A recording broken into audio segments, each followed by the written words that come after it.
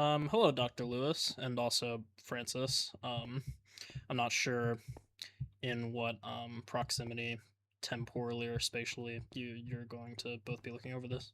But in any case, welcome to my little simulation here.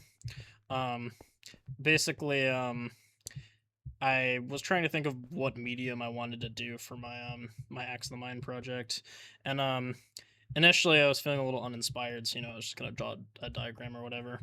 Um, but in pondering the philosophical implications of the Minecraft world, I actually realized that Minecraft Redstone would be one of the ideal, I guess, vehicles for demonstrating Aristotle's Axe of the Mind. So just to give you a little demonstration here, just to give you the idea, like the basics of how redstone works, you flip these little components, and I actually don't know, like you guys, one or both of you might have played Minecraft before, I'm not sure. Um, but you flip these components and they send out these little signals, and then they can interact with other things. Um, and so it kind of mimics like coding or electrical engineering or something like that. And then this thing I have set up here is what's called an AND gate. So as you can imagine, it's not actually going to activate the structure unless both of the components are active. So I can flip this one, turns off, or I can turn that one back on.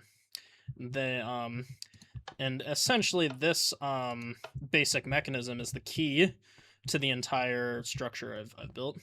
So this right here, this thing looming in this infinite void we're floating in, is the mind. As you can see, the mind is a giant black box. Its machinations eluding us. However, as I'm sure that Dr. Lewis would attest to, the thing about the mind is that it's always a good idea to keep it open. So through this opening within the mind, I'm going to, we will gain some insight into how it actually functions. So I basically broke this machine that I built here, which is meant to demonstrate Aristotelian logic, into 3 different segments.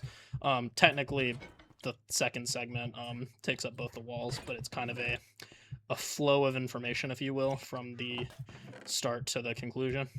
And so what we have here is the apprehension zone.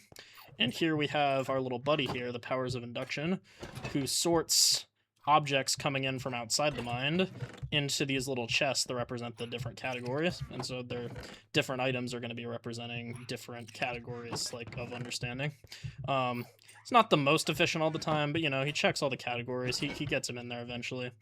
And then after we pass the apprehension zone, we get over to the judgment zone, where we have all the categories corresponding to different mechanisms in the machine. So these are all the categories that correspond to what the little guy's sorting here. We've got, and actually, all right, I spoke a little out of turn. Existence and Garmek are not actually, as you might have noticed, there are only 6 chests here, and there are 8 different categories. That's because these are taken for granted. If there's anything in any of the categories, then at least something exists. And if Garmek weren't here, that being my username, then none of this would be here. So we've got mortality, we've got men, animals, the gaze, violence, and theft. And not all of these are going to seem super relevant at first, but they'll come up later. Now, I do want to continue on to the next part of the demonstration, but it appears that our little categorizer buddy hasn't actually sorted enough things to get the categories active yet. Because the way I have it set up basically is that once the category has sufficiently enough information to be able to make our judgments, it's going to send a signal to the start of this, so then I can continue the signal. But it doesn't appear that that's happened yet, so I might do a brief cut just for the sake of time efficiency here. Right, and so we resume our little adventure through the Axe of the Mind. As we can see, our buddy has made some more progress here, and he has successfully gotten a signal from some of the categories into one of the circuits here. And so now that we have apprehended, that makes room for us to exercise our judgment. And the way I've illustrated this here basically is that we have, it's kind of a mechanical variation of the AND gate that I was showing you here, where basically by flipping these levers to connect different categories, as I'll just demonstrate here, we can move the signal along the track by closing some of these gaps in the circuits. Now, of course, as you can see, if I just start randomly flipping some levers. I might close some by accident, but I'm not going to successfully align the circuit so that the light of understanding can move through the mechanism. But because I have this planned out, and I know in theory what all of these categories are going to correspond to, I will proceed with our first argumentative demonstration, while hopefully induction here can finish the categories in the meantime. So I'm going to start out with a really simple Aristotelian syllogism just to get us started. I think that we will have no objections to the assertion that all men are mortal. You know, it's a classic example. And as we can see here now, the signal, because the gaps have been closed on the correct sequence, we have a through line from the right to the left into the machine. And now, if we also make a corollary judgment that I, Garmek, am in fact a man, you know, you'll have to take my word for that one, I suppose, then we will ultimately be able to reach the conclusion that Garmek is mortal. And turns out I am. Ah, would you look at that?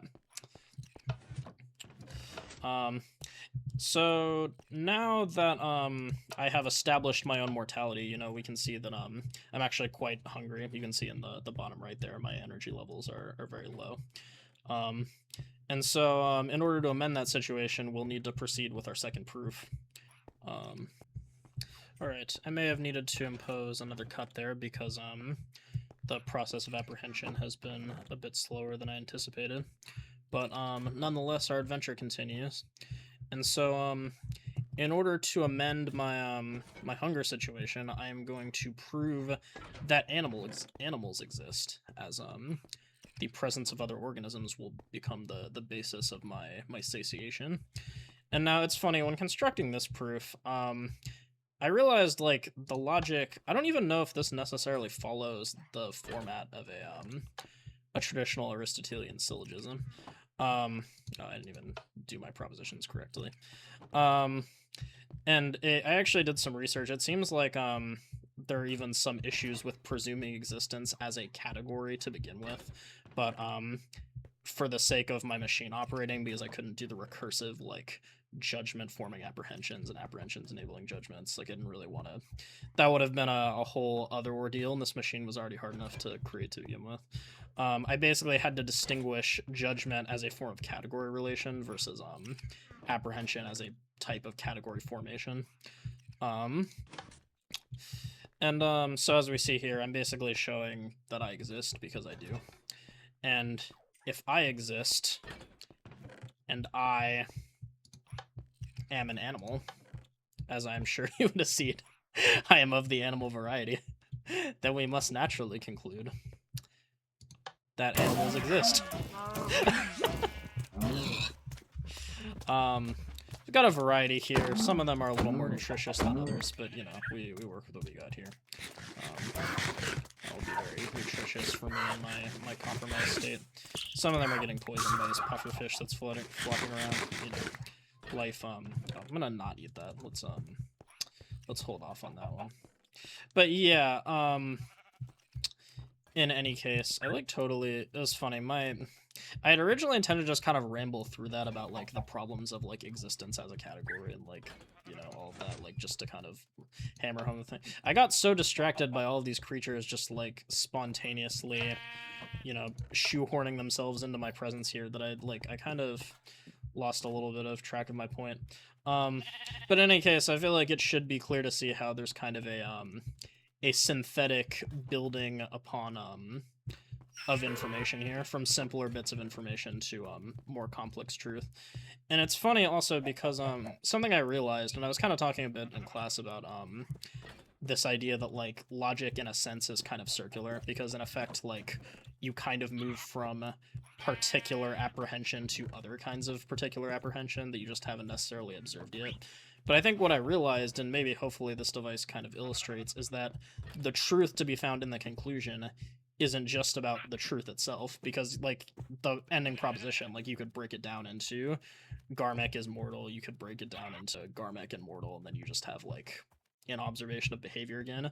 But in fact, I think the conclusion I settled on was that the truth is found in the connection, that it is all of that connective tissue between the individual bits of information, the connections made between them, then finally meeting them in the middle for synthesis, that makes the truth what it is, and that in essence, by deconstructing it in the way I suggest, you kind of destroy it, which maybe could be its own kind of commentary on like postmodernism or whatever. And so I have one final sort of syllogism for you to like to demonstrate the operations of my machine, and then after that I'm going to show you what happens if you introduce a fallacious argument into the system, which is fun. But it seems that the as is sort of the recurring theme here, the oh wait, we have okay, it appears that my wiring might actually be faulty because it seems we have a signal on this side but not on the other, which is unfortunate. So we will have one more cut in this production, and then hopefully we will conclude our presentation. All right, so I've examined my wiring, and as it turned out, I'm just stupid.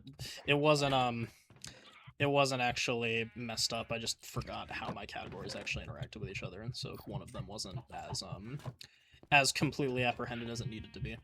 But basically, for this final argument, it actually kind of refers to the inspiration for this whole project, where basically I was considering how, in a way, Minecraft is actually a very existentialist kind of game. Because I was kind of thinking of, like, Sartre's, like, the existentialist idea that, like, existence precedes essence, and how there isn't any, like, inherent purpose to life, that we kind of have to, like, imbue it with our own purpose, like, through our decisions. And Minecraft is basically exactly like that. Like, there isn't really a thing you have to do. You don't have to kill the Ender Dragon. You don't have to make a house. You don't really... The game doesn't shoehorn you into a particular, like, end or, like, path. You just sort of have to forge your own path. And so, this last syllogism that I have is going to be inspired by Jean-Paul Sartre and his concept of the gaze. Now, one of the things that Sartre talks about is his idea of how the gaze is a type of theft, and how basically, like, when you fall upon the gaze of another, you become an object in their reality, and thus, the center of your world is kind of taken from you.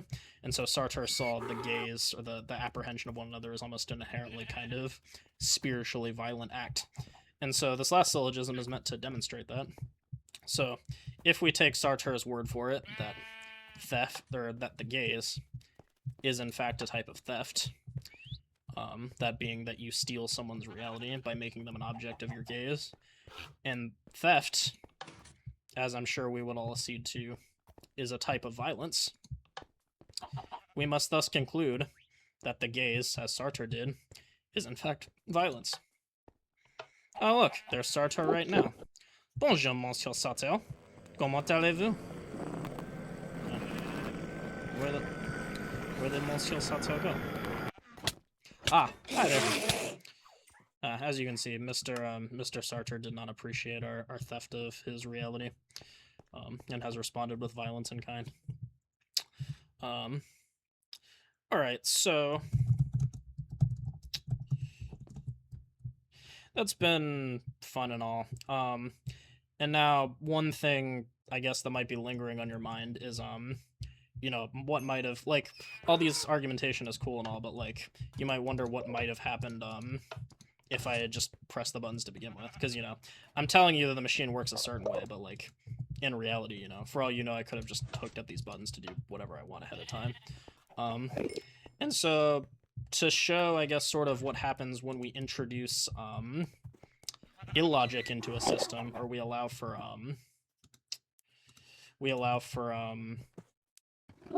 you know, erroneous conclusions. I'm not even gonna flip any of the levers. I'm just gonna start jumping to conclusions. And as I'm sure you guys know, once you start jumping into conclusions, the whole system of logic starts to fall apart.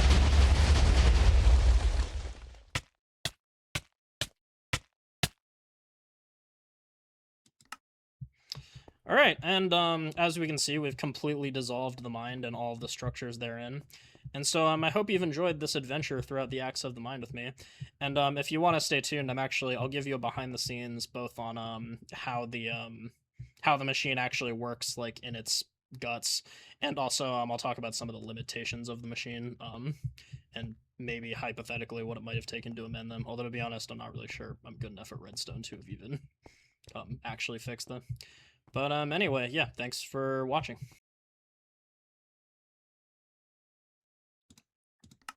All right, hello once again, Francis and Dr. Lewis.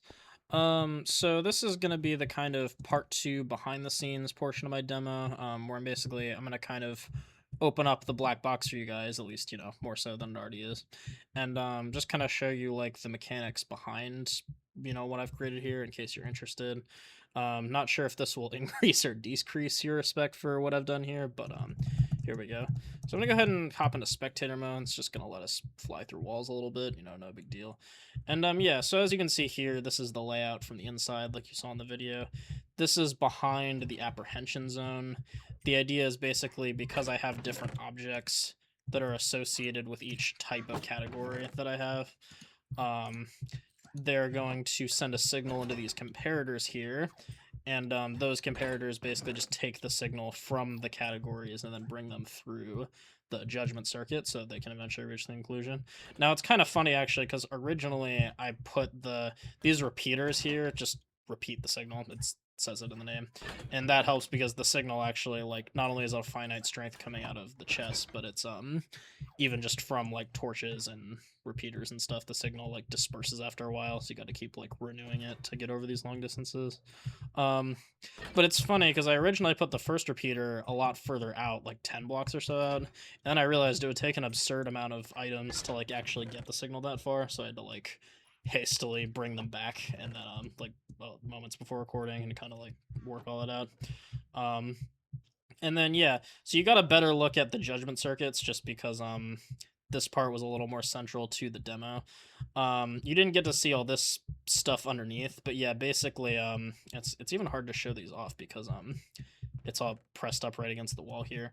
But yeah, I had to rig these levers up to engage these pistons and project these redstone lamps up, so like, because there's no redstone dust right here, so then once it's closed it can complete the circuit. And that's kind of how I visually represented the process of judgment, because it's kind of like filling in the gaps in your understanding, or bridging the connection between the categories, if you will. Obviously not a perfect representation because, you know, the categories are over here, so technically, but you know, I think you guys get the idea. And it's funny too, because originally I actually had these pistons further up, like they were 1 block further, and this part that completed the circuit was just part of the circuit itself, like it was the same material as the rest of the circuit. But then what I realized, and I didn't realize this was going to be an issue, but once the block goes up, if the piston is in this position, maybe I'll go into creative again just so it's easier to show. But yeah, once the piston is where the slime block is right now, after the block extends, it'll actually just keep powering the piston forever. Like even if you remove the initial signal. So I had to or even if you remove the lever that's supposed to make it go down.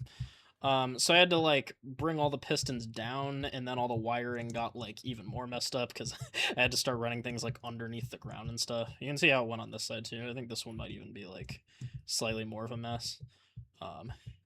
Yeah, this is I introduced comparators because of when I started going over here, like these had to be connected to the same circuit, so I had to like make sure some of them could reach this one over here but not others. Yeah, it's you know, this is the first redstone computer I ever designed just like from the ground up. I think I did make a calculator or something once when I was a kid, just like following a tutorial. But yeah, so you know, the trials and errors occur, you know, the mistakes are made. But anyway, after we get through the judgment zone, this is kind of where the magic happens. And so this comes back to what I was telling you about, or what I was showing you at the beginning, which was the AND gates. I have 3 different AND gates that are connected to the 3 different conclusions that I'm capable of making with this machine. It's a shame that I had to pre-program the commands like that, because, like, you know, ideally, if you're making a logic machine, you should be able to come to any conclusion that's valid given the premises. But like, if I were to actually try to make a comprehensive logic machine with all of those things, like, I basically would have had to make it an actual computer, like maybe even equipped with like a display and everything. And that was just beyond the scope of. I mean, like this machine is pretty bad. I'm gonna be honest with you as far as redstone meters go, and this already like was pretty tough for me to make. But these are the command blocks, so I don't know if you're familiar with those at all, or again, I don't know what any of your experience with Minecraft is. But basically, when I type in chat, like if I go like /spawn or /summon llama, boop boop boop, I'll summon a llama at my coordinates, and it'll immediately start suffocating on the wall.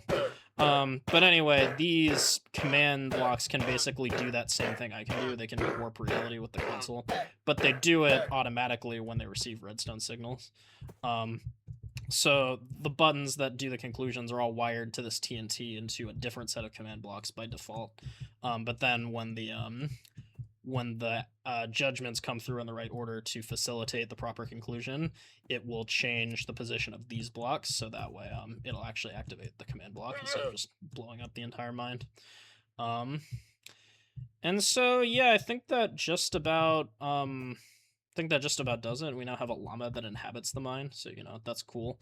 It is actually funny. You'll notice on this one, so I had all the TNT set up right, but I didn't want to actually do enough TNT to blow up the whole thing. For one, because that would just create a tremendous amount of lag. Like I'm recording this on a Surface Pro. I really didn't want to just like crash my PC in the middle of the recording.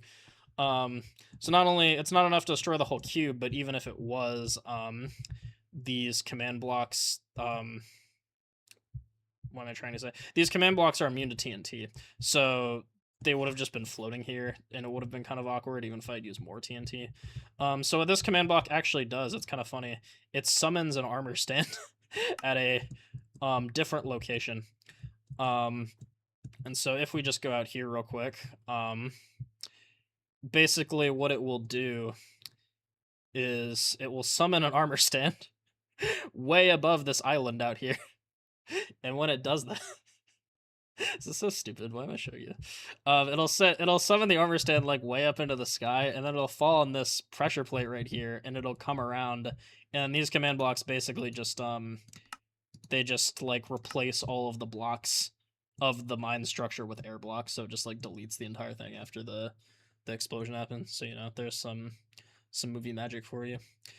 Another I kind of forgot, but another like flaw I guess with my design that I kind of meant to showcase in this behind the scenes thing is there's really the biggest problem with my machine is that you can actually just brute force everything. Like you don't have to have proper reasoning. If you just like keep hitting levers, and even it's not even gonna accomplish anything because my machine my apprehension golem is so slow that in this fresh copy of the world he hasn't even filled any of the categories yet. But hypothetically, if you just started filling these or even repeating some of them, because I wanted redundancy for the sake of like it not mattering which side I started on necessarily, yeah, all of them come up and you just start concluding things whenever you want.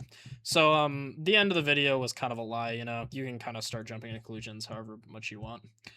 But you know, maybe in a way there's something philosophical in there. Reality can be what you make of it if you understand the underlying mechanisms. I don't know. Anyway, I hope you guys enjoyed my project, and I hope you enjoyed getting a peek at just, you know, the method behind the madness. And yeah, catch you guys later.